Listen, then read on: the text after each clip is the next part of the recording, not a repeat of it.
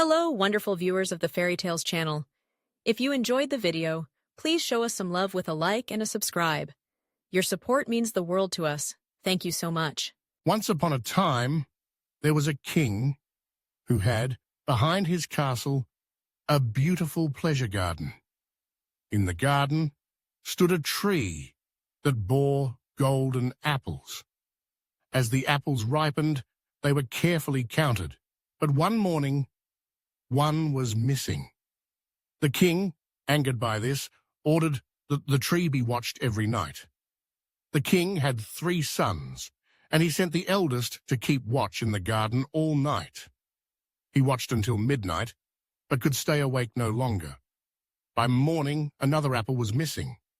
The next night, the second son was sent to watch. However, when the clock struck midnight, he too fell asleep, and by morning, another apple was gone.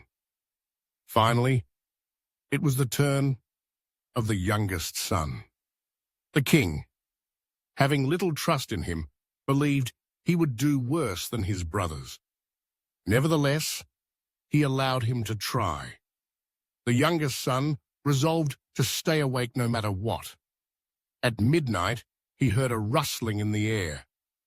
In the moonlight, he saw a bird flying toward the tree, its feathers glittering like gold. The bird perched on the tree and plucked an apple. The young man shot an arrow at the bird, which struck its plumage. The bird flew away, but a single golden feather fell to the ground. The young man picked it up and brought it to the king the next morning, recounting what had happened. The king called his council, and they all declared that the feather was worth more than the entire kingdom. The king, captivated, said, "Since one feather is so valuable, I must have the whole bird." The eldest son set off first, confident he would soon find the golden bird. As he traveled, he came across a fox sitting at the edge of a wood. He raised his gun to shoot it, but the fox called out, "Do not shoot me, and I will give you good advice. You are on your way to find the golden bird. This evening, you will come to a village with 2 taverns. One will be brightly lit and lively, while the other will look dull and shabby. Ignore the lively one and stay in the shabby inn." The prince thought, "What can a foolish fox know?" and fired at it. The fox escaped and ran into the woods.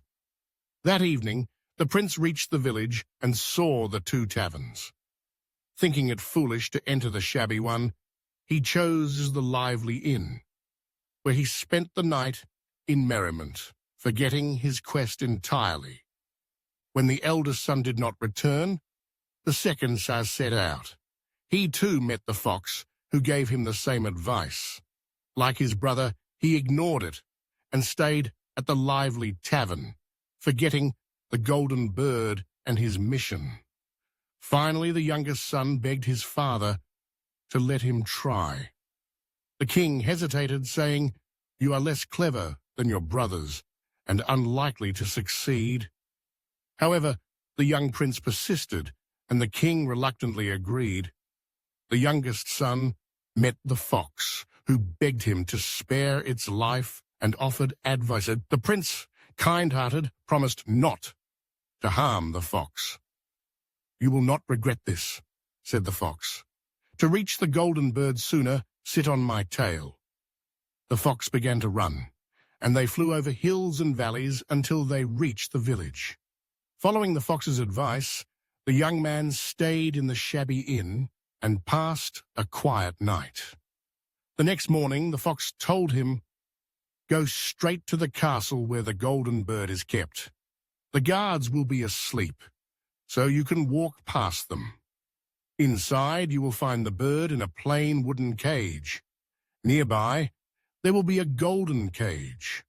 Do not be tempted to put the bird in the golden cage, or you will regret it." The prince followed the fox's instructions and found the bird in the wooden cage. However, he thought, it's a shame for such a beautiful bird to stay in this ugly cage. He placed the bird in the golden cage. Instantly, the bird let out a piercing cry, waking the guards, who seized the prince and threw him into prison. The next morning, the prince was brought before the king, who sentenced him to death. However, the king said he would spare his life if he brought him the golden horse, which could run faster than the wind. Disheartened, the prince set off. Along the way, he met the fox again. "This happened because you didn't listen to me," said the fox, "but I will still help you. Go to the castle where the golden horse is kept. The grooms will be asleep. Take the horse, but use the plain leather saddle, not the golden one." The prince reached the castle and found the horse, but when he saw the golden saddle, he thought, this plain saddle doesn't suit such a magnificent horse. As soon as he placed the golden saddle on the horse, it neighed loudly, waking the grooms. The prince was captured and imprisoned. The next morning, the king said he would spare the prince's life if he brought him the beautiful princess of the golden castle. Once again, the prince set out, meeting the fox, who offered help, despite the prince's repeated mistakes. At the golden castle, the fox advised him to kiss the princess as she went to bathe and take her away without letting her bid farewell to her parents. The prince followed the fox's advice, but eventually gave in to the princess's tearful pleas to say goodbye to her parents. The moment she entered the castle, the guards woke, and the prince was imprisoned again. The next morning, the king promised to spare his life if he leveled a mountain blocking his view within 8 days. The prince worked tirelessly, but made little progress. On the 7th evening, the fox appeared and said, "Lie down and sleep. I will do the work for you." The next morning, the mountain was gone, and the prince was freed. He took the princess and returned to the king who had sent him. With the princess as a gift, the king happily gave the prince the golden horse. The fox then guided the prince to retrieve the golden bird, completing his quests. However, when the prince asked how to repay the fox requested to be killed and have his head and feet cut off.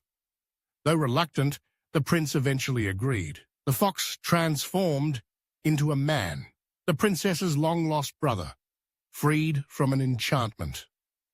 The youngest prince returned home with the bird, the horse, and the princess.